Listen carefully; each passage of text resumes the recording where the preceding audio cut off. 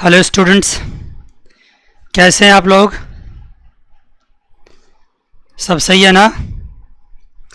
चलिए आज आपका सेकंड चैप्टर मैक्रो इकोनॉमिक्स का स्टार्ट कर रहे हैं और चैप्टर है कॉन्सेप्ट्स ऑफ मैक्रो इकोनॉमिक्स। आपको दिख रहा होगा। फिर भी आइए एक बार हेडिंग आप मेरे साथ लिखिए और फिर इस चैप्टर को स्टार्ट करते हैं। Concepts of macroeconomics, chapter second, heading आपका कॉन्सेप्ट्स ऑफ मैक्रो इकोनॉमिक्स।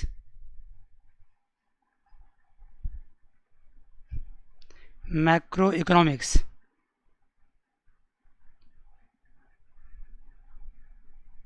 कुछ कुछ टर्म्स, कुछ कुछ बातें अब आगे बढ़ानी होगी।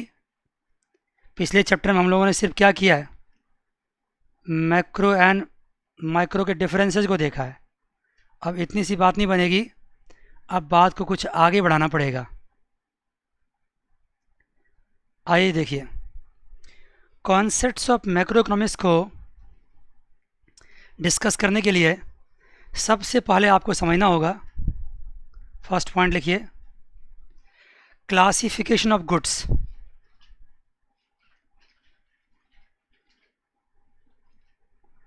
क्लासिफिकेशन ऑफ गुड्स, सबसे पहले ये बात समझनी होगी आपको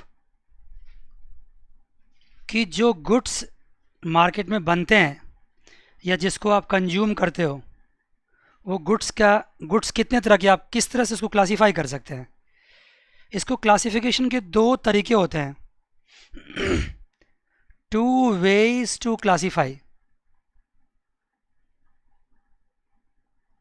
क्लासीफाई दीज गुड्स। ये मत समझना कि मैं गुड्स का टाइप बता रहा हूँ। गुड्स के टाइप बताने के दो तरीके होते हैं। Two ways to classify these goods. पहला तरीका क्या है? सबसे पहला तरीका लिखिए, final goods and intermediate goods.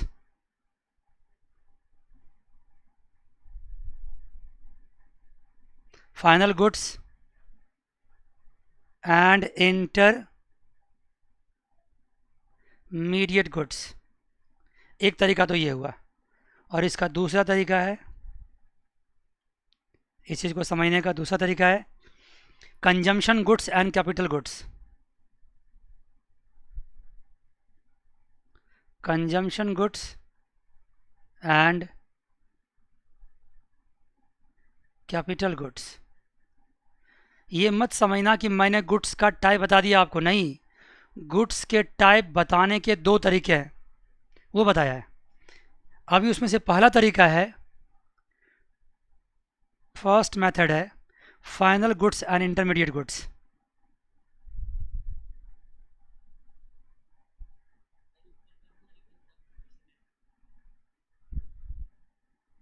पहला तरीका है final goods and intermediate goods.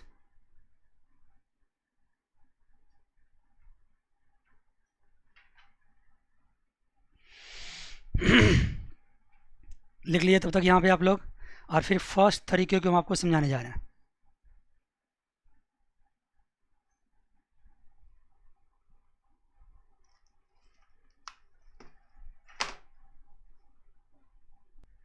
आइए देखिए आगे। अब तो ये पहला तरीका जो फाइनल गुड्स इंटरमीडिएट गुड्स का ना, इसको समझाने के लिए एक बड़ी अच्छी सी स्टोरी, बड़ी अच्छी सी कहानी मैं आपके सामने लेके आया हूँ। देखा क्या कहानी है, देखो। उस कहानी से सब बातें समझ में आ जाएगी आपको। आइए ऐसा करते हैं, आज हम शुगर कैन से आपको शुगर बनाना सिखाते हैं। शुगर कैन से शुगर कैसे बनेगा सर? आइए देखते हैं। आपने शुगर कैन भी सुन रखा होगा और शुगर भी जानते होंगे आप। शुगर कैन को हिंदी में क्या बोलते हैं पता है आपको? गन्ना बोलते हैं इसको, हिंदी में उसको बोलते हैं गन्ना। और शुगर क्या बोलते हैं? चीनी। ये बात आप जानते हैं। देखिए शुगर कैन जो है ना, ये खेत में बनाया उगते हैं, मतलब खेत में किसान फसल लगाते हैं शुगर कैन का, और वहाँ से उसकी कटाई होती है, काटे जाते हैं उसको, फिर उसमें से क्या निकलते हैं, शुगर कैन जूस निकलते हैं। पूरी बात समझना, शुगर कैन जूस निकलता है उसमें से। देखना ये शुगर कैन है, उससे फिर हम क्या निकालते हैं, शुगर कैन जूस निकालते हैं। मैं एक एक बात समझाऊंगा, पहले समझते जाना। क्या निकालते हैं, शुगर कैन जूस। उससे फिर निकलता है जैगरी,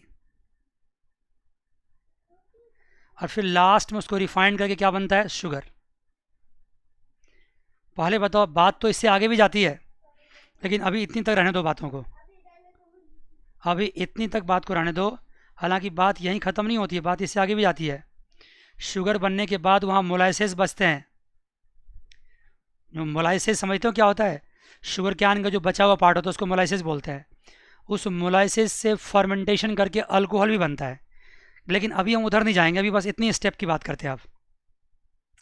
क्या हुआ, किसान ने फसल लगाया, शुगर कैन जब वो मैच्योर हुआ उसको काटा गया, काटने के बाद उसको मिल में डाल करके शुगर कैन जूस बनाया गया, फिर उससे जैगरी बना, जैगरी से फिर शुगर बना।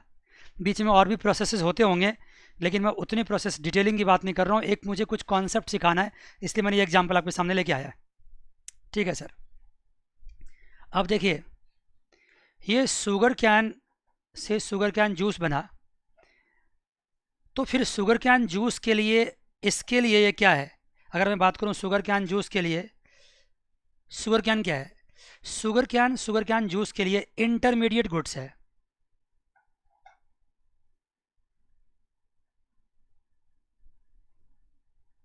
अगर अभी इंटरमीडिएट गुड्स आप नहीं समझ पाते हैं तो आप समझ लीजिए रॉ मटेरियल है,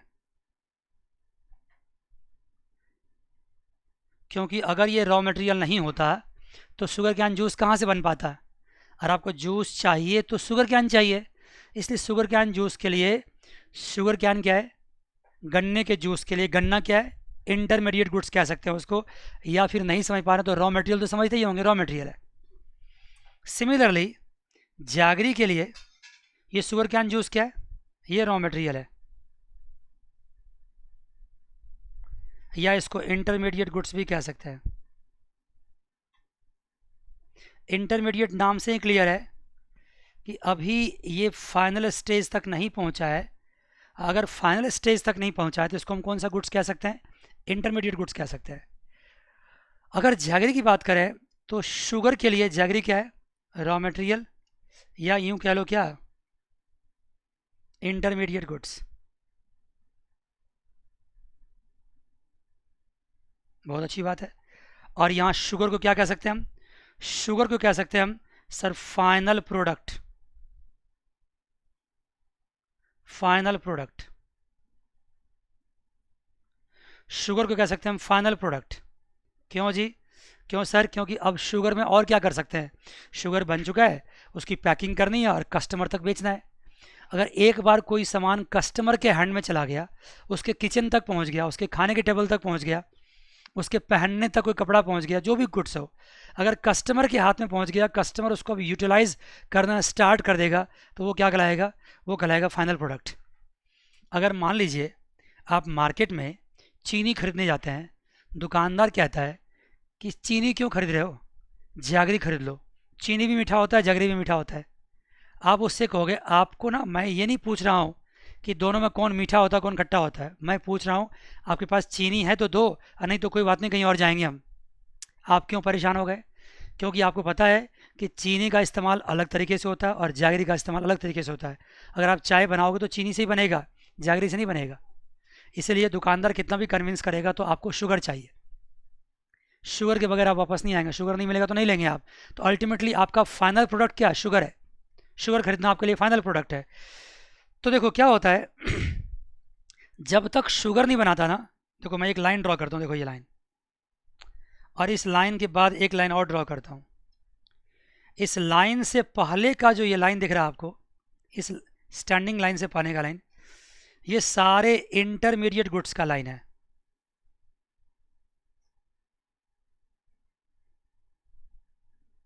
ये सारे क्या है, इंटरमीडिएट गुड्स का लाइन है। लेकिन सारे इंटरमीडिएट गुड्स एक बार अगर इस थ्रेशोल्ड को क्रॉस कर गया तो ये फाइनल प्रोडक्ट हो गया, फाइनल गुड्स या final product.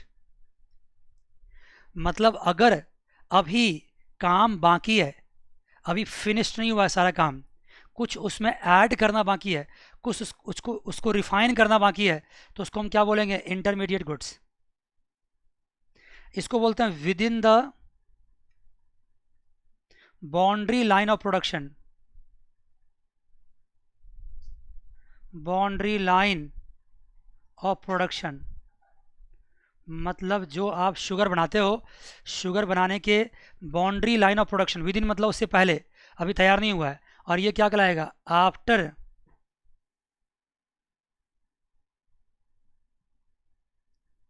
After boundary line of production,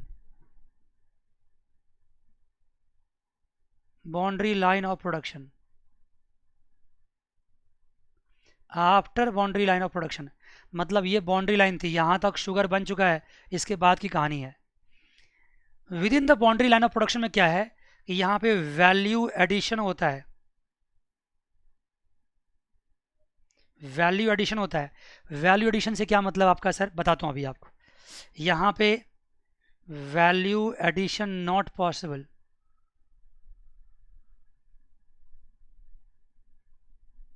क्या मतलब सर आपका? बताता हूँ, सुनो। अब मुझे बताइए, किसान के खेत से अगर गन्ना परचेज किया गया होगा, तो अगर मान लो वो गन्ना कितने का होगा, वो शुगर कैन कितने का होगा, सपोज करो वो शुगर कैन 100 रुपये का होगा, सपोज करो। एक छोटा सा एग्जांपल मैं लेता हूँ आपको समझाने के लिए।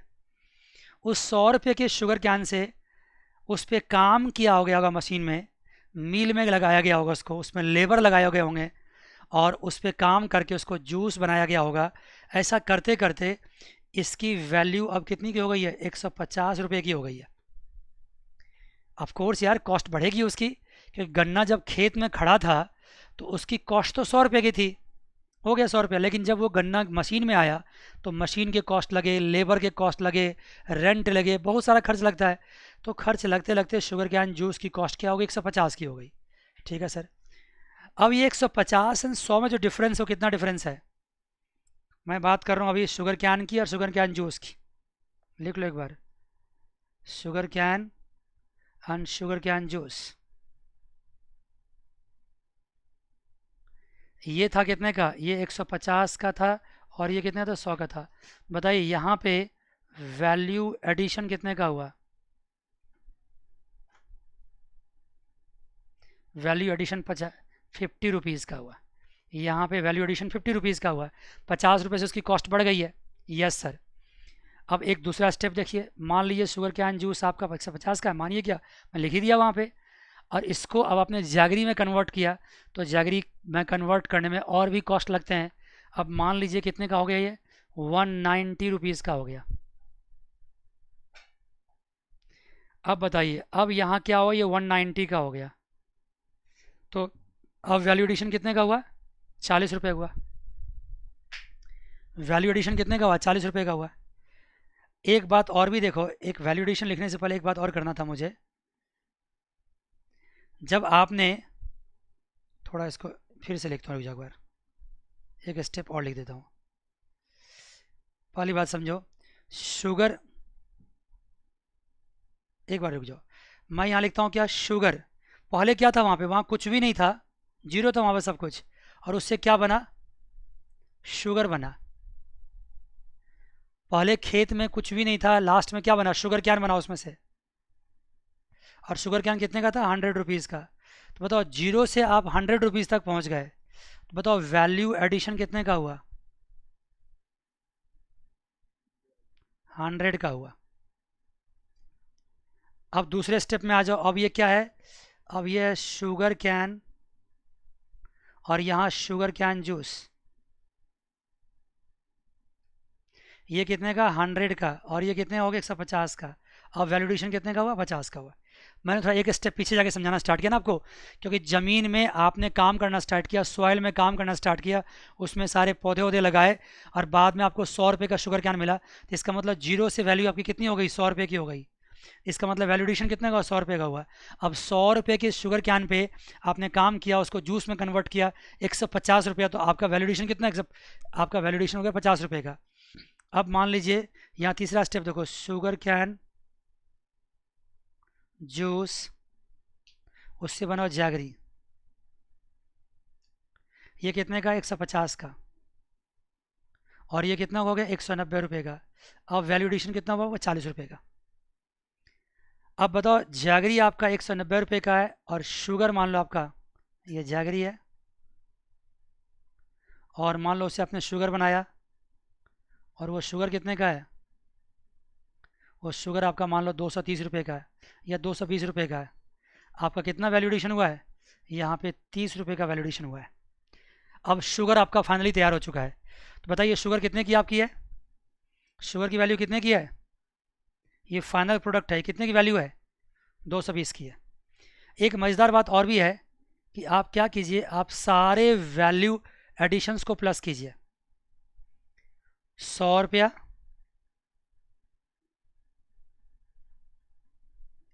50 रुपया, 40 रुपया और 30 रुपया, इसको प्लस कीजिए, देखो कितना आता है, 150, 40, 190, 29, कितना हो गया, 220। मतलब साफ सी बात है, ये 220 रुपया क्या हुआ, value, sorry, sum of value addition. और जानते हो सम ऑफ वैल्यू एडिशन क्या हुआ, वो शुगर के प्राइस के बराबर हुआ। शुगर के प्राइस को हम क्या बोलते हैं, शुगर को क्या बोलते हैं, फाइनल गुड्स। हाँ, देखो ना, इसका मतलब क्या हो गया, इसका मतलब हुआ कि फाइनल गुड्स की वैल्यू है क्या, फाइनल गुड्स की वैल्यू क्या है, फाइनल गुड्स की वैल्यू है सम ऑफ वैल्यू एडिशन। जो सम ऑफ वैल्यू एडिशन होगा वहीं फाइनल गुड्स की वैल्यू भी होगी, वहीं फाइनल गुड्स की वैल्यू भी होगी। जब भी कभी फाइनल गुड्स की वैल्यू निकालनी होगी तो क्या कहोगे, सम ऑफ वैल्यू एडिशन। ये बड़ा इंपॉर्टेंट टर्म्स है, इसलिए मैं एक बार इसको फिर से आपसे पूछ कर इसको रिपीट करना चाहता हूँ। बताइए, जब एक किसान फसल लगाता है तो क्या उस वक्त उसको कुछ वैल्यू पता होता है उसका, नहीं, वैल्यू क्या उसकी, जीरो है। लेकिन जब फसल उगता है और मैच्योर होता है, उसकी कटाई होती है, तो उसके बाद उसकी वैल्यू जो कुछ भी होती है वो जीरो से वहाँ तक पहुँची होती है, तो वहाँ वैल्यू एडिशन कितना होता है, 100 रुपीज़ का। इस एग्जाम्पल के हिसाब से 100 रुपीज़ के शुगर कैन में आपने क्या किया, शुगर कैन जूस में कन्वर्ट किया, 50 रुपया और एडिशनली खर्चा कर दिया, तो अब उसकी वैल्यू एडिशन कितनी हो चुकी है, 50 रुपीज़ का। 100 रुपीज़ में 50 रुपया और वैल्यू एडिशन हो चुका है। 100 रुपीज़ का वैल्यू एडिशन किसने किया था, किसान ने किया था, फार्मर ने किया था। 50 रुपीज़ का वैल्यू एडिशन किसने किया, फैक्ट्री में हुआ। और फिर शुगर कैन जूस से जैगरी बना तो 40 रुपये का वैल्यू एडिशन फिर से हो गया, और फिर जैगरी से शुगर बना तो 30 रुपये का वैल्यू एडिशन फिर से हो गया। अगर सारे वैल्यू एडिशंस को हम प्लस करते हैं तो 220 रुपये का वैल्यू एडिशन आता है, और ये किसके बराबर होता है, फाइनल गुड्स के कॉस्ट के बराबर होता है। तो अभी तक क्या किया आपने, 3 टर्म्स मेरे एग्जाम्पल से सीखा आपने, क्या क्या सर, एक तो सीखा आपने क्या, इंटरमीडिएट गुड्स,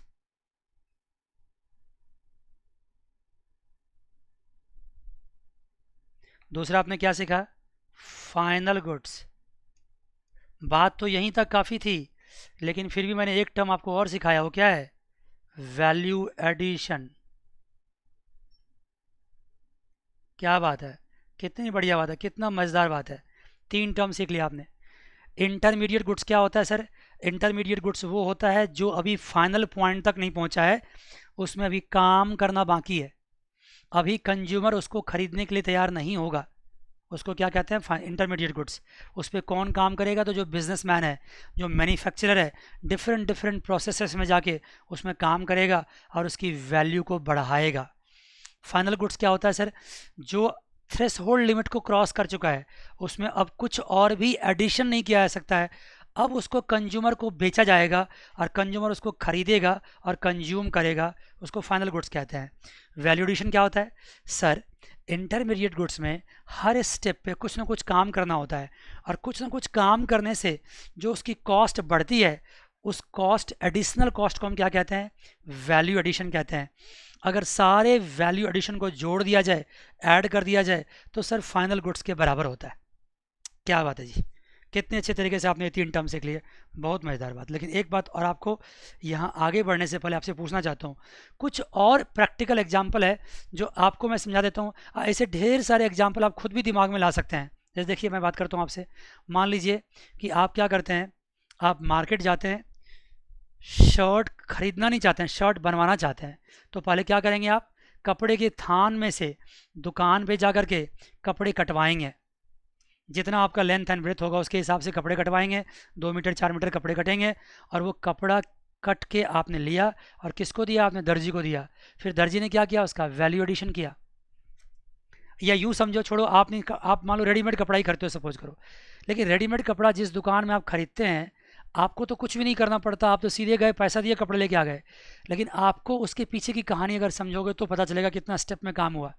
वो कपड़ा बनने से पहले क्या हुआ, थान से कपड़े कटे, और थान में कपड़े कटने से पहले भी क्या किया हो गया होगा, पहले आपको उसके धागे बनाए गए होंगे, जिसको यार्न बोलते हैं, यार्न, धागे को क्या बोलते हैं, यार्न, धागे बने होंगे। धागे से पहले भी क्या बना होगा सर, कॉटन बना होगा। कॉटन कहाँ बनता है, खेत में, अल्टीमेटली फार्मर के पास पहुँच गए। तो अगर आप देखोगे ना तो पीछे की बहुत लंबी कहानी होती है। फार्मर्स क्या करते हैं, कपास के पौधे लगाते हैं, उसमें से कपास निकलता है जिसको यार्न बोलते हैं, उसमें से धागे तैयार होते हैं, धागा को एक्चुअली यार्न बोलते हैं, और धागे को फिर मशीन में लगा करके उससे क्या बनता है, कपड़ा बनता है। और फिर कपड़े को थान में बना करके दुकान पे लाई जाती है, और फिर दुकानदार से कौन परचेज करता है, थान से जो कपड़ा बनाने वाली, सॉरी शर्ट बनाने वाली कंपनी है, वो सब परचेज़ करते हैं। फिर उस थान में से दर्जी को बुलाया जाता है, वो काट काट के कपड़े बनाते हैं, उसमें बटन लगाते हैं, उसका प्रेस करते हैं, फिर उसमें उसको स्टिच सब कुछ बढ़िया से करके पैकिंग वैकिंग करके डब्बे में बना के और फिर दुकान पर लगाया जाता है। आप जब दुकान पर ख़रीदने आते हैं तो डब्बा खरीद के लाते हैं, अगर डब्बा भी ना लगा हो ना तो आप मना कर देंगे, मुझे नहीं चाहिए, मुझे दूसरा डब्बा दो। अगर हल्का सा डब्बा फटा भी हो तो आप नहीं लेते, दूसरा चाहिए मुझे। तो आप जो दुकान से शर्ट का पैकेट खरीद लाते हो वो फाइनल गुड्स है, लेकिन उससे पहले जितना भी काम उसमें हुआ है सारे क्या है, इंटरमीडिएट है, सारे इंटरमीडिएट वर्क है। इंटरमीडिएट वर्क कहाँ हुआ था सर, फैक्ट्री में हुआ, डिफरेंट डिफरेंट प्रोड्यूसर्स ने किया।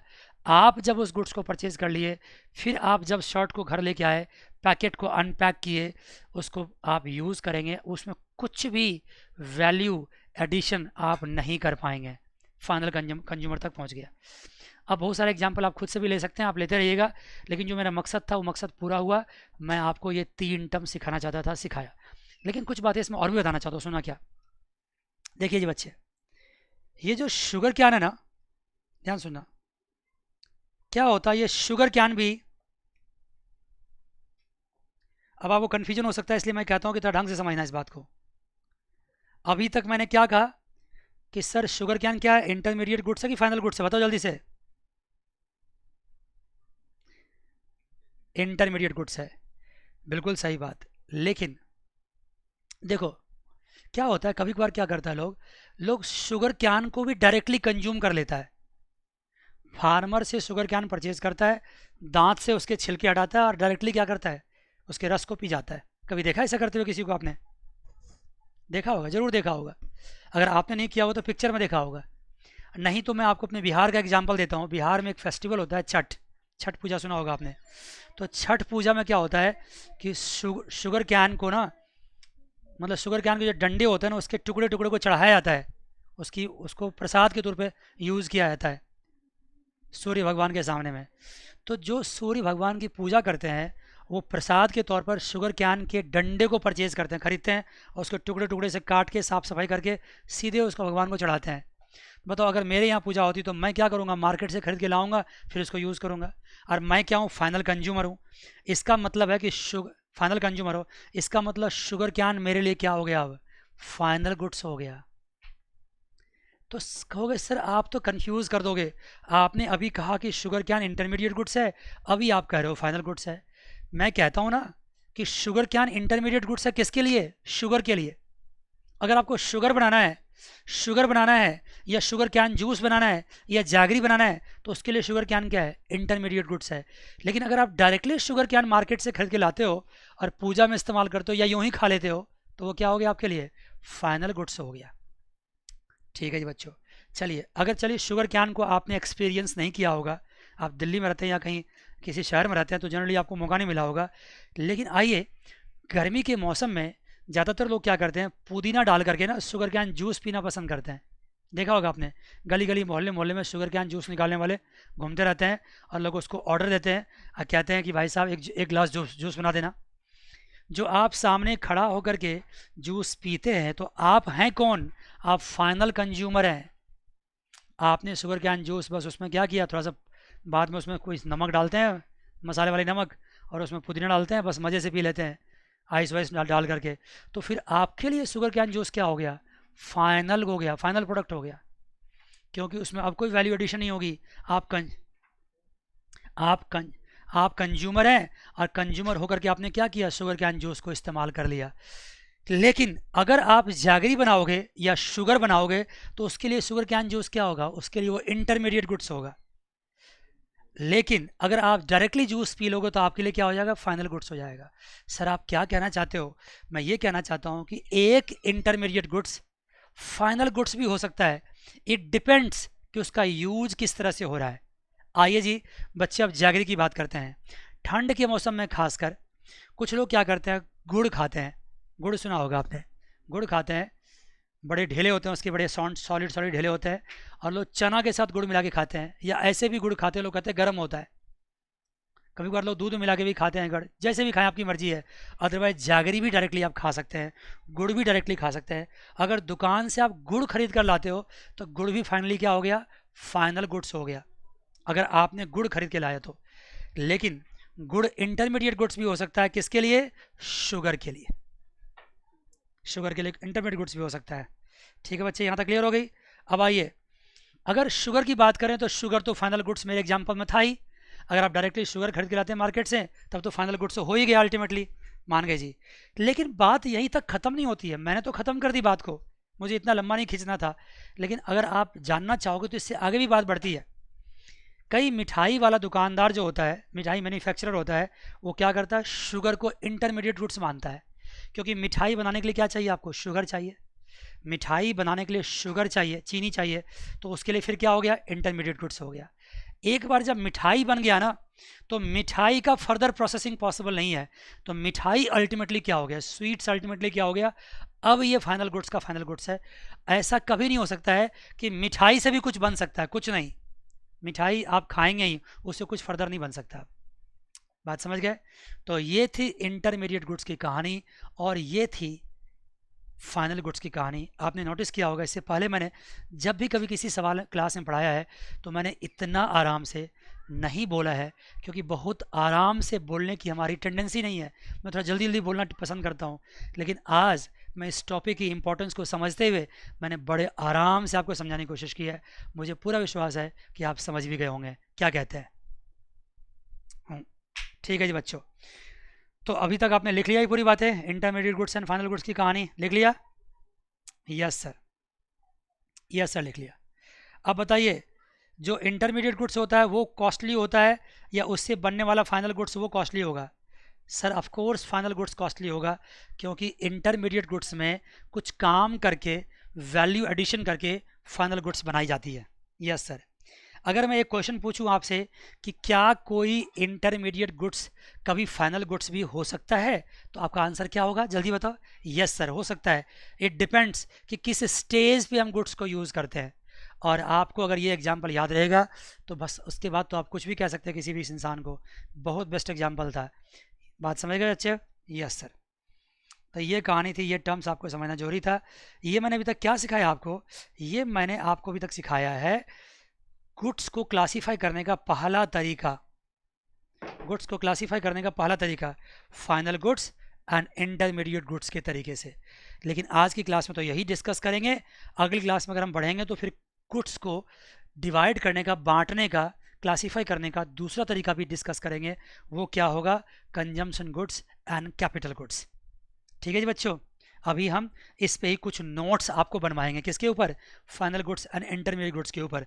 क्योंकि कहानी तो पूरी समझा दी है, लेकिन जब तक कुछ नोट्स नहीं बनाएंगे तब तक आप याद क्या करोगे और एग्जाम में लिख करके क्या होगे?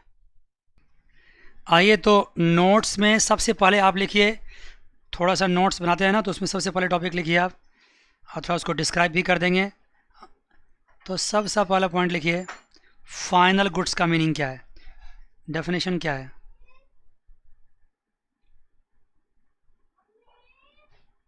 लिखते जाओ। These are goods which have crossed the boundary line of production. These are those goods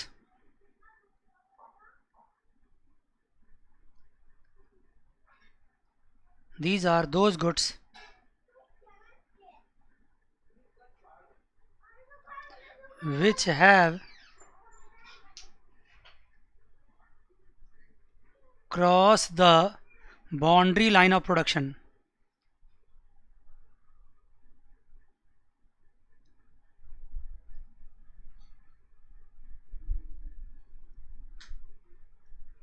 Cross the boundary line of production and are ready for the use by their final user. And are ready to be ready for use by their final users.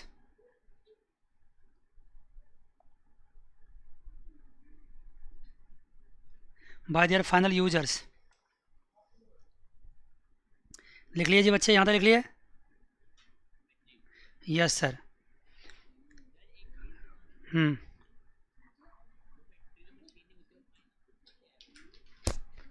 Intermediate अभी capital good से बताएंगे, उसके बारे में wait करो। जो question आपने पूछा ना उसके लिए वेट करो, ठीक है। और मैं आपसे ये हमेशा आग्रह करूँगा कि जब मेरे टॉपिक्स या चैप्टर्स ख़त्म होते हैं ना, तो मैं फिर आपको सेपरेट टाइम देता हूँ, आधा घंटा 1 घंटे का। उसमें जितना क्वेश्चन पूछना चाहो पूछो। और जानते हो आपके पास कोई क्वेश्चन बचेगा ही नहीं, क्योंकि मैं सब डिस्कस कर चुका हूँ, ठीक है। अब आइए यहाँ पे लिखिए दूसरा पॉइंट, फाइनल गुड्स का मीनिंग मैंने लिखा दिया। अब दूसरा पॉइंट लिखिए। फाइनल गुड्स में आपने क्या देखा सर? हमने ये देखा कि फाइनल गुड्स वो होते हैं जो फाइनल यूजर्स उसको क्या कर सकते हैं, यूज़ कर सकते हैं। यहाँ पे क्वेश्चन बनता है, who are the final users. लिखो, who are the final users. कौन फाइनल यूजर्स हो सकते हैं? Who are the final users. लिखो, उसके आंसर में लिखो, सबसे पहले लिखो आंसर में फाइनल यूजर्स हो सकते हैं कंज्यूमर्स, और दूसरा हो सकते हैं प्रोड्यूसर्स।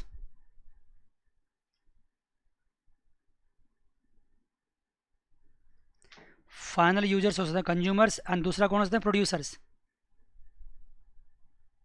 जैसे देखो ना, मैंने शुगर का एग्जांपल दिया था ना, तो शुगर अगर आप अपने घर में खरीदते हैं, घर के लिए खरीदते हैं, तो आप क्या है? कंज्यूमर्स हैं। शुगर खरीद के लाते हैं मार्केट से, आप कंज्यूमर हैं। लेकिन वही शुगर को अगर कोई मिठाई वाला खरीदता है, तो वो क्या हो गया? मिठाई वाला। वो कंज्यूमर नहीं है, वो प्रोड्यूसर है।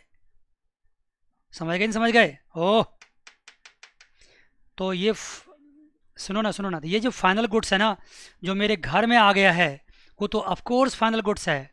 लेकिन एक फाइनल गुड्स जो प्रोड्यूसर खरीदता है, वो फाइनल गुड्स जो मैन्युफैक्चरर था शुगर का, उसके लिए तो फाइनल गुड्स है। लेकिन जो प्रोड्यूसर परचेज कर रहा है, उसके लिए फिर से क्या हो जाएगा? वो इंटरमीडिएट गुड्स। यस, तो मैंने क्या कहा? शुगर मार्केट में मिलता है, अगर मैं अपने घर के लिए ख़रीदता हूँ, अपने घर में उसका इस्तेमाल करता हूँ, घर में मिठाई बनाता हूँ, घर में मैं क्या करता हूँ? सेवइयाँ बनाता हूँ, खीर बनाता हूँ, घर में मैं शरबत बनाता हूँ, कुछ भी बनाता हूँ, चाय बनाता हूँ, तो वो सब मेरे लिए क्या हो गया? Final goods. लेकिन अगर मिठाई वाला खरीदता है तो उसके लिए क्या हो गया? फिर वो इंटरमीडिएट गुड्स। यही तो कह रहा हूँ कि जब भी कोई गुड्स एंड पॉइंट को क्रॉस कर जाता है, तो उसको खरीदने वाले 2 लोग होते हैं, कंज्यूमर्स एंड प्रोड्यूसर्स। ठीक है जी।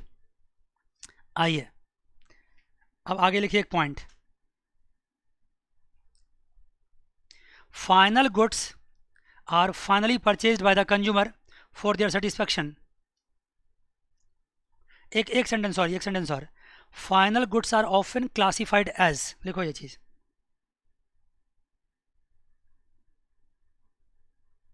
Final goods are often classified as consumer and final goods, पहले लिखो फाइनल कंज्यूमर गुड्स, दूसरा final producers goods.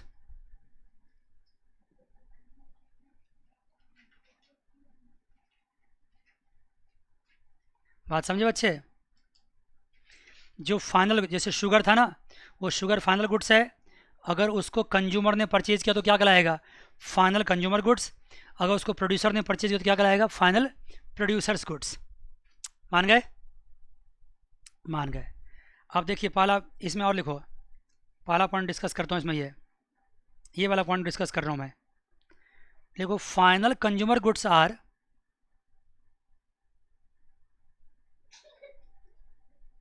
Final consumer goods are finally purchased by the consumer, finally purchased by the consumer, finally purchased by the consumer for the satisfaction of their want, for the satisfaction of their want, consumers, for the satisfaction of their wants.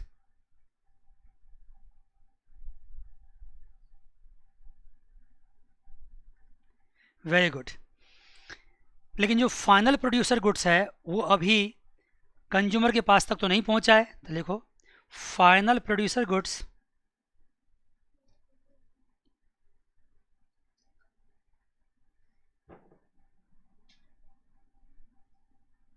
final producer goods are finally purchased by the producer, are finally purchased by the producer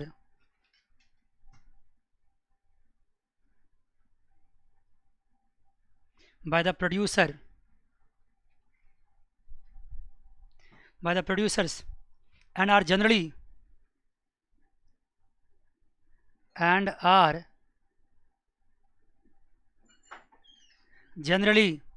used as fixed asset in the process of production and are generally used as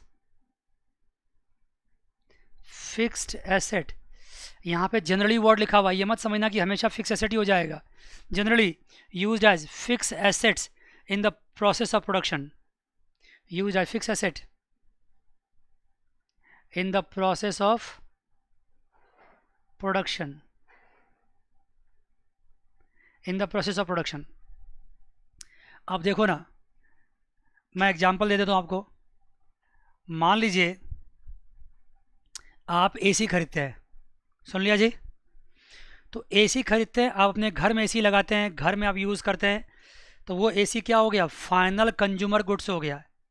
लेकिन यही AC अगर आप खरीद करके अपने factory में लगाते हैं और फैक्ट्री में यूज़ करते हैं तो फिर ये क्या होगा? फाइनल प्रोड्यूसर गुड्स हो जाएगा। और प्रोड्यूसर गुड्स हो जाएगा और फैक्ट्री में एसी क्या कहलाएगा? फिक्स्ड एसेट कहलाएगा। तो ये डिपेंड करता है कि मार्केट में कोई सामान बना हुआ है फाइनल यूज़ करने के लिए तो उसको कौन खरीदता है। अगर आम लोग अपने घर में यूज़ करने के लिए खरीदते हैं तो फाइनल कंज्यूमर गुड्स हो गया। लेकिन अगर कोई बिजनेसमैन खरीदता है अपने बिजनेस में यूज़ करने के लिए तो फाइनल प्रोड्यूसर गुड्स भी हो सकता है। मान गए जी? Yes sir. देखिए, फाइनल कंज्यूमर गुड्स का तो बहुत सारा एग्जाम्पल हो सकता है, जैसे मान लो ब्रेड हो सकता है, बटर हो सकता है, बहुत सारा एग्जाम्पल हो सकता है।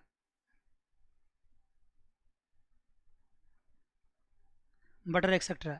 और जो फाइनल प्रोड्यूसर गुड्स है उसके एग्जांपल लिख लो, ट्रैक्टर है, हार्वेस्टर है। भाई किसान जो फसल उगाता है ना वो क्या खरीदता है? ट्रैक्टर्स, हार्वेस्टर्स, ये सब क्या हो गया? एक्सेट्रा।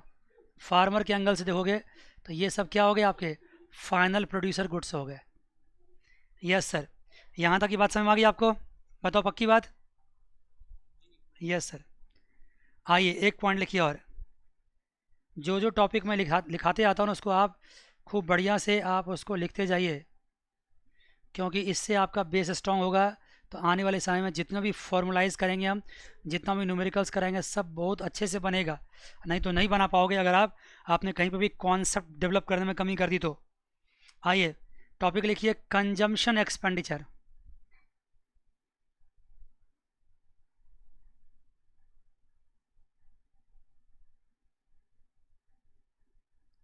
कंजम्पशन एक्सपेंडिचर लिखिए। क्या होता है सर कंजम्पशन एक्सपेंडिचर? लिखो एक्सपेंडिचर और final goods, expenditure on final consumer goods, expenditure on final consumer goods, expenditure on final consumer goods by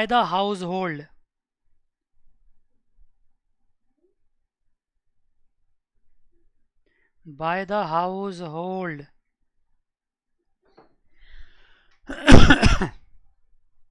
is called consumption expenditure.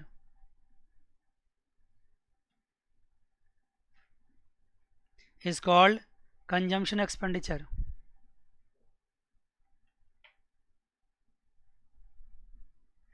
Expenditure on final consumer goods by the household is called final consumption expenditure. Sorry, consumption expenditure. मतलब हम लोग जो अपने घर के लिए कुछ खरीद के लाते हैं तो वो क्या कहलाता है? Consumption expenditure. तो आप ये कंजम्पशन एक्सपेंडिचर का मतलब समझ गए ना? इसको शॉर्ट में सी से भी डिनोट करते हैं, याद रखना। आगे देखना, इसको बताएंगे इसके बारे में। इसको शॉर्ट में सी से डिनोट करते हैं। आपको एक बार फिर समझा देता हूँ मैं आपको। Expenditure on final consumer goods, जो कंज्यूमर फाइनली अपने घर में सामान परचेज करके लाता है और अपने लिए यूज़ करता है, उसको बोलते हैं हम कंजम्पशन एक्सपेंडिचर। ठीक है, अब दूसरा लिखो मीनिंग, दूसरा लिखो। हाँ, लिखो investment expenditure.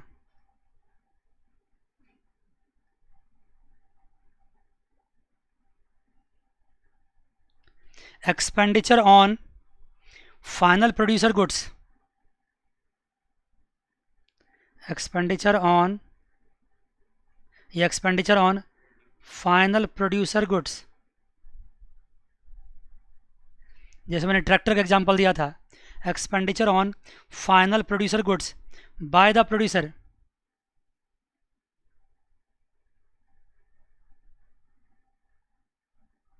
by the producers is called what?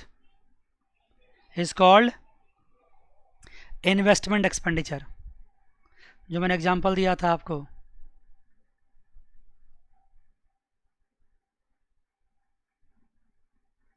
Investment expenditure, investment expenditure को शॉर्ट में लिखते हैं आई। क्या लिखते हैं बच्चे? आई से डिनोट करते हैं। इसलिए अगर मैं आपको एक फॉर्मुलेशन करने की कोशिश करूं, एक्सपेंडिचर ऑन फाइनल गुड्स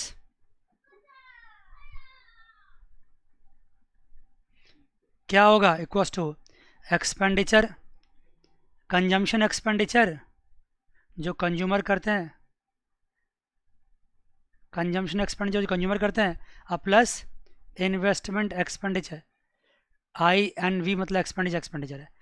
तो ये क्या हो गया? ये हो गया आपका, ये हो गया। इसको डिनोट करते हैं किसे? सी से। इसको किससे डिनोट करते हैं? आई से।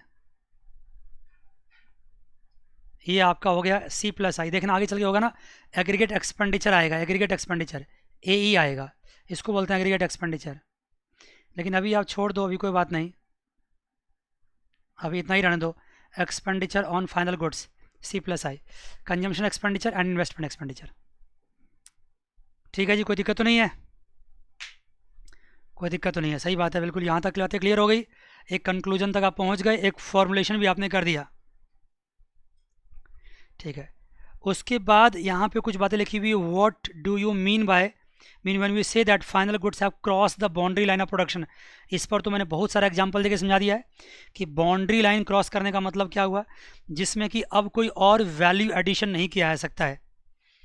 क्रॉस द बाउंड्री लाइन का मतलब हुआ कि now there is no possibility of any more what value additions. अब वैल्यू एडिशन पॉसिबल नहीं है, उसको बोलते हैं क्रॉस द बाउंड्री लाइन। और जिसमें वैल्यू एडिशन पॉसिबल है उसको क्या बोलते हैं? Intermediate goods. ठीक है जी, तो आइए जी अब हम दूसरा टॉपिक पर ले आते हैं आपको, इंटरमीडिएट गुड्स। लिखो हेडिंग, हेडिंग लिखो इंटरमीडिएट गुड्स। अभी तो हम किसके बारे में बात कर रहे थे? फाइनल गुड्स के बारे में। फाइनल गुड्स को किसने यूज़ किया? कंज्यूमर ने, प्रोड्यूसर ने। कंज्यूमर ने यूज़ किया, उसको क्या बोलते हैं? Consumer expenditure. प्रोड्यूसर ने यूज़ किया, उसको क्या बोलते हैं? Investment expenditure. और दोनों मिला के सामने आपके आ गए। आइए जी, intermediate goods. Intermediate goods are those goods, लिखो, these goods are those goods which have yet to cross the boundary line production, which have, पहला point, yet to cross the boundary line of production,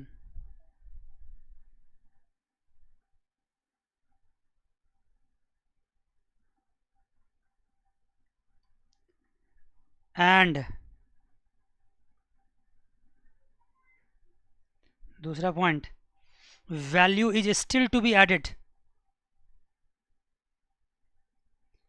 value is still to be added to these goods, इस goods में अभी value added, addition possible है, इसको बोलते हैं intermediate goods. एक और पॉइंट लिख लो इसमें, which are yet not ready for the use, which are yet not ready for the use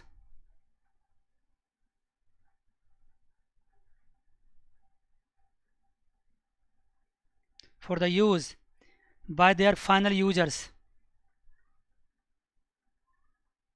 by their final users। पहले मैंने पूरी बात आपको समझा दी है, समझाने के बाद मैं कुछ नोट्स लिखवा रहा हूँ, क्योंकि एग्ज़ाम में तो यही नोट्स आपके काम आएंगे। मानते हो जी बच्चों? Yes sir.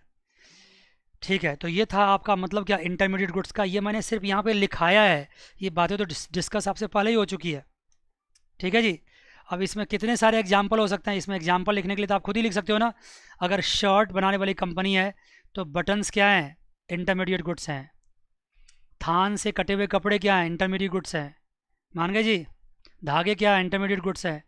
ये सारे इंटरमीडिएट गुड्स होते हैं। और इंटरमीडिएट गुड्स का तो कितना एग्जाम्पल मैंने दिया, तो एग्जाम्पल आप खुद से भी इसमें लिख सकते हैं, जितना भी एग्जाम्पल चाहो आप लिख सकते हो। ठीक है जी। उसके बाद अगर मान लो कोई कारपेंटर है, कोई टेबल बनाता है, तो टेबल बनाने से पहले लकड़ी खरीदता है। लकड़ी क्या हो गया उसके लिए? Intermediate goods. कील जानते हो कील क्या होता है? कील खरीदता है, उसके लिए क्या हो गया? Intermediate goods. वो उसके लिए फेविकॉल खरीदता है तो क्या हो गया? Intermediate goods. आप समझ सकते हैं, आपको बहुत सारा एग्जाम्पल दे दिया मैंने आपको। Yes sir. ठीक है, इंटरमीडिएट गुड्स में क्या क्या कहोगे? जो फाइनल कंज्यूमर अभी यूज़ नहीं कर सकता उसको, वैल्यू एडिशन अभी पॉसिबल है उसमें, बाउंड्री लाइन ऑफ प्रोडक्शन को क्रॉस नहीं किया उसने, ढेर सारी बातें मैंने आपको लिखा दी। Yes sir. अब आपको एक चीज़ और समझना है कि क्या सेम गुड्स में भी फाइनल इंटरमीडिएट गुड्स हो सकता है क्या? हेडिंग लिखो, द सेम गुड्स, एक ही goods may be what? May be final or intermediate। Sir आपने तो इसके बारे में पहले ही बता दिया था कि अगर शुगर कैन को हम डायरेक्टली यूज़ कर लेते हैं तो क्या होता है? Final goods. अगर उससे हम शुगर कैन जूस बनाते हैं तो क्या होता है? Intermediate goods. यस सर, बिल्कुल। एक ही गुड्स जो होता है ना, वो फाइनल गुड्स भी हो सकता है और वो इंटरमीडिएट गुड्स भी हो सकता है। डिपेंड करता है कि उसको यूज़ कौन कर रहा है। अगर फाइनल कंज्यूमर यूज़ कर रहा है तो कंज्यूमर गुड्स हो गया, वो फाइनल गुड्स हो गया। अगर प्रोड्यूसर यूज़ कर रहा है तो क्या हो गया? वो इंटरमीडिएट गुड्स हो गया। ठीक है जी। तो इसके बारे में कुछ भी लिखाना मेरे लिए फ़ायदेमंद नहीं है। जो लिखाना फ़ायदेमंद था वो मैंने लिखा दिया आपको। हाँ, एक टॉपिक और भी आपके बुक में दे रखा है, आप देखिएगा। what matters in the end use of the goods, what matters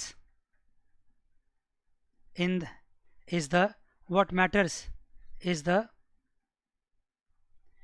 and use of goods। हाँ, एंड यूज़ ऑफ गुड्स, बताता हूँ एंड यूज़ ऑफ गुड्स। देखो ये क्या कहना चाहता है, ये कहना चाहता है कि जब तक कोई गुड्स मार्केट में तैर रहा है, तैरना मतलब फ्लोट कर रहा है, फ्लोट करना मतलब मूव कर रहा है मार्केट में, तब तक उसका कोई महत्व नहीं है। महत्व तब है जब अल्टीमेटली वो गुड्स क्या हो गया, फाइनली कंज्यूम हो गया, तभी वो गुड्स अपने फाइनल स्टेज तक पहुंच पाया। मान गई जी बात को? जैसे मान लो, जैसे मान लो कि कोई भी गुड्स है जो मार्केट में भी डिफरेंट डिफरेंट स्टेज के ऑफ प्रोडक्शन से वो क्या कर रहा है, गुजर रहा है, different different stage of production से गुजर रहा है। आप लोग या हम लोग देख भी नहीं पाते कहाँ फैक्ट्री लगी हुई है, लेकिन फैक्ट्री में काम हो रहा है, हमारे आपके घर तक फाइनल गुड्स पहुँचता है। तो ये कहना चाहते हो जो फाइनल गुड्स है वही मैटर करता है। जब हम अपनी कंट्री का टोटल प्रोडक्शन निकालना चाहते हैं, ध्यान देना, बहुत अच्छी बात बताने जा रहा हूँ मैं आपको, टोटल प्रोडक्शन निकालना चाहते हैं या इसको टोटल आउटपुट कहोगे, वो निकालना चाहते हैं, तो याद रखना इसमें हमेशा क्या होता है, इसमें हमेशा फाइनल गुड्स ही होता है, इंटरमीडिएट गुड्स नहीं लिया जाता है। मान लिए जब भी कभी आपको टोटल आउटपुट निकालना होगा, अभी आगे चल के सिखाएंगे आपको, जैसे जीडीपी है, जीडीपी निकालना होगा, एनडीपी निकालना होगा। अभी ये सब शब्द मैं इस्तेमाल तो कर रहा हूँ, लेकिन आपको इसका मीनिंग नहीं बताऊंगा, अभी मीनिंग अगली क्लास तक समझाऊंगा जब नया टॉपिक आएगा तो। जैसे मैं एग्जांपल देता हूँ, देखो अगर मान लीजिए, अगर मान लीजिए कार मैन्युफैक्चरिंग कंपनी है। आप फाइनली क्या करते हैं, कार परचेज करते हैं, ध्यान देना बहुत अच्छी बात बता रहा हूँ, कार परचेज करते हैं। कार परचेज करने से पहले कार बनाने के लिए बहुत कुछ बनता है, उसके बॉडी बनते हैं अलग, बैटरी बनते हैं अलग, उसके व्हील्स बनते हैं अलग, रिम बनते हैं अलग, इंजन बनते हैं अलग, टायर्स बनते हैं, ट्यूब्स बनते हैं अलग, हर पार्ट उसका अलग अलग बनता है। तो एग्जांपल ले लो, जैसे मान लो कोई कंपनी क्या करती है, इंजन बनाती है, तो कार के इंजन से आपको क्या लेना देना है, कार के इंजन से आपका कोई मतलब नहीं है, कार के इंजन से कार बनाने वाली कंपनी को मतलब है। बात समझ गए? जैसे आपने सुना होगा कि मारुति की बहुत सारी कार में जो उसकी इंजन है वो फिएट कंपनी बनाती है, सुना होगा आपने। तो फिएट कंपनी इंजन बना के मारुति को देती है। क्या फिएट कंपनी का इंजन हम परचेज करते हैं? नहीं परचेज करते हैं, नहीं, हम तो सिर्फ गाड़ी परचेज करते हैं। तो फाइनली मेरे पास जो गाड़ी आ रहा है ना, वो हमारा जीडीपी, उसको हम जीडीपी बोलेंगे। जो इंजन है वो जीडीपी का पार्ट नहीं है, क्योंकि वो तो इंटरमीडिएट गुड्स है, वो तो अभी कार में जुड़ने वाला है। अगर कोई कार बनाने वाली कंपनी टायर्स परचेज करती है, कार बनाने वाली कंपनी टायर्स परचेज करती है, तो वो इंटरमीडिएट गुड्स है, वो जीडीपी में प्लस नहीं होगा। क्यों नहीं होगा? क्योंकि कार की जो टोटल वैल्यू है ना, कार की वैल्यू वो जीडीपी में प्लस हो जाएगा। तो कार के वैल्यू में टायर्स की वैल्यू ऑलरेडी क्या होती है, इंक्लूडेड होती है। जब आप किसी कंपनी के कार परचेज करते हो तो कार वाला आपसे कौन सी प्राइस लेता है, वो सब प्राइस जोड़ के लेता है, बॉडी का प्राइस, हैंडल का प्राइस, टायर का प्राइस, रिम का प्राइस, इंजन का प्राइस, सब प्राइस जोड़ के लेता है। ऐसा कभी नहीं होता, ऐसा कभी नहीं होता कार खरीदने के लिए आपने गया और कंपनी ने क्या कहा कि भाई कार की प्राइस तो 10 लाख रुपये है, इसमें 4 टायर लगे हुए हैं, इसकी कीमत अलग से मुझे 2 लाख रुपये चाहिए, ऐसा कहता है क्या कभी? नहीं। जो कार की प्राइस है उसमें सब कुछ इंक्लूडेड है, उसमें सब कुछ इंक्लूडेड है। तो मैंने क्या कहा, जीडीपी में कभी भी इंटरमीडिएट गुड्स इंक्लूड नहीं होते हैं, फाइनल गुड्स ही इंक्लूड होते हैं, फाइनल गुड्स इंक्लूड होते हैं। मान गए जी? लेकिन एक एग्जांपल और, मान लो एक बार आप कार परचेज करके ले आए, मान गए जी, कार यूज़ करना स्टार्ट किया, कार यूज़ करना स्टार्ट किया, 1 साल यूज़ किया, 2 साल यूज़ किया, 3 साल यूज़ किया, अब आपके टायर्स ख़राब हो गए, तब आप क्या करेंगे, टायर खरीदने जाएंगे, टायर खरीद करके फिर से कार में लगाएंगे। अब टायर कौन खरीद रहा है? टायर मारुति कंपनी नहीं खरीद रही है, टायर कौन खरीद रहा है? आप खरीद रहे हैं, फाइनल कंज्यूमर। इस केस में टायर क्या हो जाएगा, फाइनल गुड्स हो जाएगा। क्या बात है? तो मैंने क्या कहा कि टायर कौन खरीदता है इसके ऊपर डिपेंड करता है कि टायर इंटरमीडिएट गुड्स है कि फाइनल गुड्स है। अगर मारुति कंपनी ने टायर परचेज किया तो इंटरमीडिएट हो गया, अगर आपने टायर परचेज किया अपने गाड़ी में लगाने के लिए, तो ये क्या हो गया, फाइनल गुड्स हो गया। Same is the story, different जगह। अल्टीमेटली जीडीपी में क्या मैटर करता है, फाइनल गुड्स ही मैटर करता है, और कुछ मैटर नहीं करता है। 1-2 सेंटेंस आपको यहाँ से मैं सुना देता हूँ, हालांकि लिखाने की जरूरत नहीं, जो लिखाना था मैंने लिखा दिया आपको। While classifying goods as final and intermediate goods, what matter is the end use of the goods. You are to check what end use of goods is to put to. अगर गुड्स का end use है तो क्या है वो आपको देखना है। If it is use by the producer as a raw material, अगर उसको प्रोड्यूसर यूज़ करता है तो इसको क्या माना जाएगा, इंटरमीडिएट गुड्स। अभी मैंने चीख चीख कर आपको एग्जांपल दिया है कि टायर्स अगर मारुति कंपनी खरीदती है तो इंटरमीडिएट गुड्स है, टायर अगर हम आप खरीदते हैं तो क्या हो गया, वो फाइनल गुड्स हो गया, raw material intermediate goods. And if it is purchased by and resold by the producer, it is treated as intermediate goods, but if it is used by the producer as a fixed asset, ठीक है, tractor tractor हो गया। तो ये सब कुछ बातें मैंने आपसे डिस्कस कर लिया है, कुछ आपको खुद से भी पढ़ना चाहिए। बच्चों कभी भी ना रट्टू मल नहीं बनना चाहिए, सब कुछ पे टीचर पे डिपेंड नहीं रहना चाहिए। जो खुद से भी स्टडी करता है वही ग्रो करता है, वही आगे बढ़ता है। तो कुछ कुछ बातें आपको खुद से पढ़ना चाहिए। आइए मैं एक क्वेश्चन लिख देता हूँ आपको, और वो क्वेश्चन आपको करके रखना है। क्या क्वेश्चन है sir? Difference between intermediate goods and final goods. Difference between intermediate goods and final goods. एक एक बात को बारीकी से मैं इसलिए समझा रहा हूँ क्योंकि ऑब्जेक्टिव क्वेश्चंस में कुछ भी पूछा जा सकता है बच्चों। सब्जेक्टिव में तो मान लो जैसे मैंने अभी तक जो भी बातें की है आपसे 40 मिनट 50 मिनट, उस बातों में तो एक ही क्वेश्चन निकल के आता है कि इंटरमीडिएट गुड्स में फाइनल गुड्स में क्या डिफरेंस है। सब्जेक्टिव क्वेश्चन तो यही बनता है, सब्जेक्टिव क्वेश्चन सिर्फ यही बनता है, एग्जाम में आएगा तो सिर्फ यही आएगा। लेकिन ऑब्जेक्टिवली बहुत छोटी छोटी बातें भी पूछी जा सकती है, इसलिए मेरा रिस्पॉन्सिबिलिटी है कि मैं आपको क्या करूं, छोटी छोटी बातें भी आपसे डिस्कस करूं। तो मैं आपको देखता हूं कि मैं आपको ये difference between intermediate goods and final goods खुद से लिखने के लिए आपको दे रहा हूँ। अगर आप लिख पाएंगे तो ठीक है, नहीं तो अगली क्लास में जब मिलेंगे तो आपको यहीं से क्या करेंगे, हम इसका डिफरेंस लिखवा करके फिर हम आगे बढ़ेंगे। क्या लिख पाएंगे आप? 6 डिफरेंसेज दे रखे हैं, अगर आप नहीं लिख पाएंगे तो इतना देर से मैंने क्या किया है, इतना देर से मैंने पढ़ाया तो आपको, मैंने कोई डांस थोड़ी किया है, इतने देर से मैंने आपको यही पढ़ाया है। बस आपको क्या करना है, लाइन ड्रॉ करना है, एक साथ रखना है, एक साइड रखना है इंटरमीडिएट गुड्स, दूसरी साइड रखना है फाइनल गुड्स, और लिख देना है।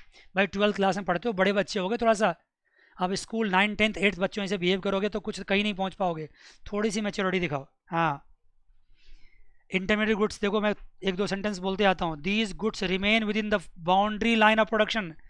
क्या बात करते हो, मैंने तो कुछ पढ़ाया नहीं इसके बारे में। ऑफ कोर्स पढ़ाया यार। And these goods are outside the boundary line. These goods may be use as a raw material. Of course these goods may be not be use as raw material. These goods may be resold by the firm for profit, and these goods are not resold by the firm for profit. हाँ, जो intermediate goods होता है ना उसको resold किया जाता है profit के लिए, लेकिन जो फाइनल गुड्स होते हैं रिसोल्ड नहीं होते हैं। आपके घर में जो चीनी पड़ा हुआ है डब्बे में, क्या उसको मार्केट में जाके बेचते हो? क्या आप नहीं बेचते? वो क्यों बेचोगे, आपने अपने तो अपने घर के लिए लिया है। Value is yet to be added, किस में? इंटरमीडिएट्स में। Value is not to be added, किस में? फाइनल गुड्स में। Expenditure on these goods is called intermediate goods. क्या बात है जी, expenditure on these goods is called final expenditure. और फाइनल एक्सपेंडिचर में क्या होगा, C+I होगा, बताया था मैंने आपको। These goods are not included in the estimation of national product और नेशनल इनकम।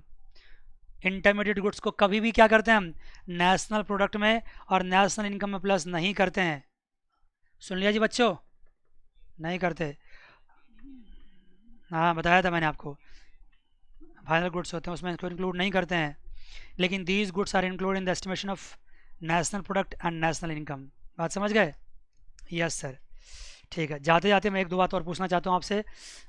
ट्रैक्टर एक फाइनल गुड्स है, ट्रैक्टर एक फाइनल गुड्स है कि नहीं? बताओ, ट्रैक्टर एक फाइनल गुड्स है कि नहीं? हाँ जी। और शॉर्ट भी एक फाइनल गुड्स है, क्या डिफरेंस है दोनों में? ट्रैक्टर ट्रैक्टर एक फाइनल गुड्स है, हाँ शॉर्ट भी एक फाइनल गुड्स है, दोनों में क्या डिफरेंस है?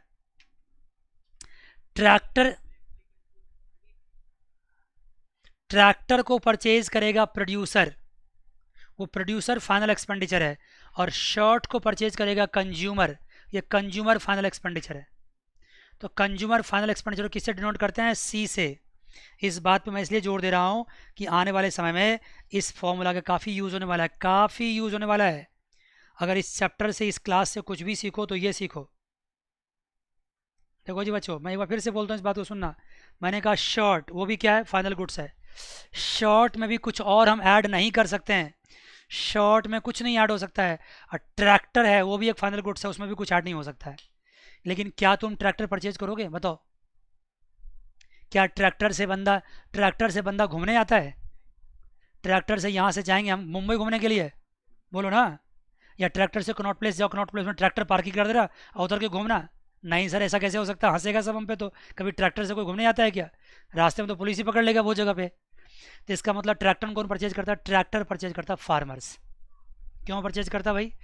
खेती करने के लिए, ठीक है ना। हाँ, खेती के लिए परचेज करता है। इसका मतलब ट्रैक्टर क्या हो गया? ट्रैक्टर एक ऐसा फाइनल प्रोडक्ट है जो फार्मर्स परचेज करता है। फार्मर कौन है? प्रोड्यूसर है, इसलिए इसको बोलते हैं फाइनल प्रोड्यूसर गुड्स बोलते हैं।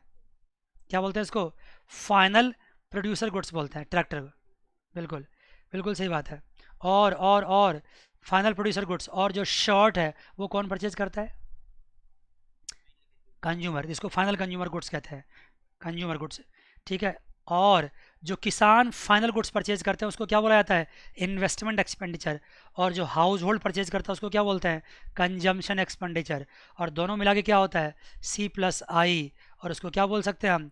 Expenditure on final goods, aggregate expenditure. मज़ा आ गया जी बच्चों? मज़ा आ गया? पक्की बात। Yes sir. तो आज की क्लास में बड़ी अच्छी क्लासेस आपके सामने हुई है, आपने बहुत कुछ समझा है, आपने भी रिस्पॉन्स दिया है। तो ठीक है, अगली क्लास में मिलते हैं। तो समझ लो एक नया टॉपिक है consumption goods and consumer goods, उसके बारे में बात करेंगे। बड़ी अच्छी बातें होगी, बड़ा मज़ेदार बात होगी। अगली क्लास में फिर मिलेंगे। God bless you all, take care, bye bye and see you.